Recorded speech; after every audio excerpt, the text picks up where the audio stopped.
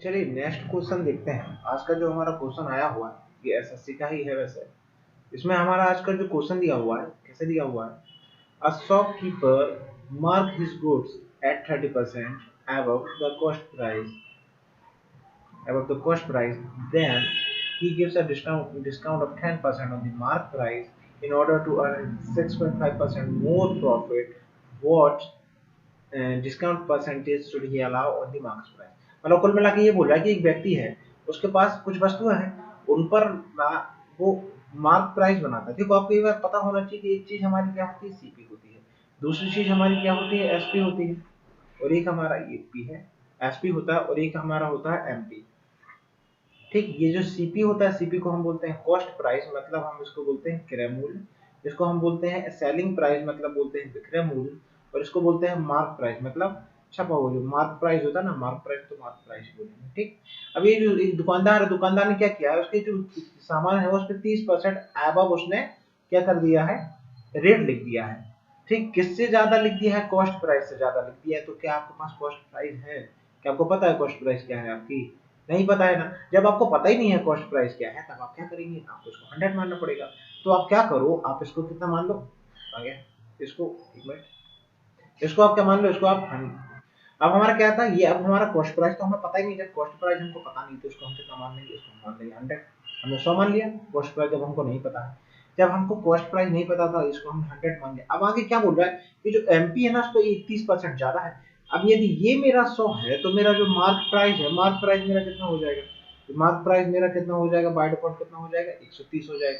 ठीक, क्यों क्यों हो जाएगा 130? वो कह रहा है कि 30% उसने उसको ज्यादा, एबव यानी ज्यादा होता है, ज्यादा छाप दिया है। ठीक, तो ये 100 था, अब ज्यादा मैंने बताया था परसेंटेज में कम है ज्यादा होता है, वो 100 में करते हैं हम काम। अब यहाँ पे 100 था, यहाँ पे कितना हो जाएगा, 130 हो जाएगा।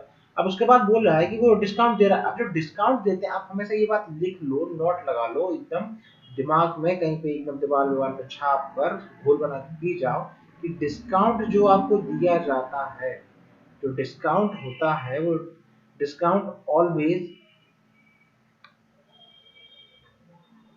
Gives on MP mark price. जो एमपी होता है, एमपी मतलब जो हमारा क्या होता है, मार्क प्राइस।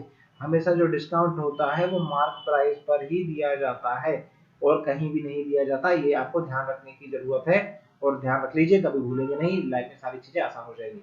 ठीक, फिर आपके इस टाइप के जो क्वेश्चन है ना, डिस्काउंट डिस्काउंट वाले, ये आपके वैसे ही खत्म हो जाएंगे, आसानी से हो जाएंगे। ठीक, अब आगे हमको क्या दिया हुआ है कि अब भैया वो क्या कर रहा है, 10% का डिस्काउंट दे रहा है। अब यदि ये 130 की चीज है, वो 10% का डिस्काउंट दे रहा है, 10% का डिस्काउंट दे, डिस्काउंट देगा तभी तो वो चीज बेचेगा। 10% का डिस्काउंट दे दो तो देखो, जब 130 रुपए है मान के चलो, अब 10% का डिस्काउंट दे रहा है, 10% का डिस्काउंट दे रहा है, मतलब वो चीज कितने में बेच रहा होगा, 90% में बेच रहा होगा। 90% मतलब 90/100, 1 2 1 2 0 0 कट में कितना है, 117। मतलब अब वो चीज कितने रुपए में बेच रहा है, 117 में बेच रहा है। ठीक, कितने का डिस्काउंट देगा, उसने यहाँ पे उसको 10% का डिस्काउंट दिया। अब ये देखो प्रॉफिट कितना हो रहा है, पहले चीज 100 रुपए की थी, बिक कितने की रही, 117 रुपए की, तो फायदा कितने का हो रहा है, 17 रुपए का क्या हो रहा है, प्रॉफिट हो रहा है। आई होप आपको समझ आ रहा होगा, मैं धीमे धीमे समझा रहा हूँ, इसलिए ना समझना जरूरी है। कुछ भी यदि डाउट हो तो आप मेरे को कमेंट बॉक्स में पूछ लीजिए, डेफिनेटली मैं उसका मतलब सॉल्यूशन दूंगा आपको। ठीक है, ध्यान से देखिए सभी। अब देखो यहाँ पे जो चीज है, हमने 130 रुपए हमारा हो गया था, हमने 10% का डिस्काउंट दिया, तो वो चीज 117 में बेची गई। अब 117 में जब बेची गई, तो 100 रुपए की चीज थी, 117 में बेची गई, कितने का फायदा, 17 रुपए का फायदा। लेकिन इस भाई साहब को 17 रुपए का फायदा नहीं चाहिए, इसको क्या चाहिए, 17 रुपए तो चाहिए ही चाहिए, इसमें 6.5% का और फायदा चाहिए। तो 6.5% का जब और फायदा चाहिए, तो वैल्यू कितनी हो जाएगी, 23.5। 23.5% का उसको चाहिए प्रॉफिट। ठीक, कितना चाहिए, 23.5% का प्रॉफिट चाहिए। अब उसको जब 23.5% का प्रॉफिट चाहिए, मतलब यहाँ पर जो 17 है, 17 ना होकर इसको कितना चाहिए, 23.5% का इसको प्रॉफिट चाहिए। अब इतना इसको जब प्रॉफिट चाहिए, तो ये हमें देखना पड़ेगा यहाँ से कि ये 130 से कितना ज्यादा हो रहा है। ठीक, अब यदि 130 मतलब 23% का आपको प्रॉफिट चाहिए ही चाहिए इसको, तो उसके लिए इसको क्या करना पड़ेगा, वो चीज कितने रुपए में बेचनी पड़ेगी, 123 रुपए में बेचनी पड़ेगी। वो चीज जो है कितने रुपए में बेचनी पड़ेगी, 123 रुपए में बेचनी पड़ेगी। अब देखो यहाँ पे हमने क्या किया था, जब हमने 117 में बेची थी तो आपको 17% का फायदा हुआ था। 117 में जब बेची थी तो 17% का फायदा हुआ था। अब जब इसको 133 100 सॉरी सॉरी 23.5% का यदि प्रॉफिट चाहिए तो वो चीज उसको कितने रुपए में बेचनी पड़ेगी, 123 रुपए में बेचनी पड़ेगी।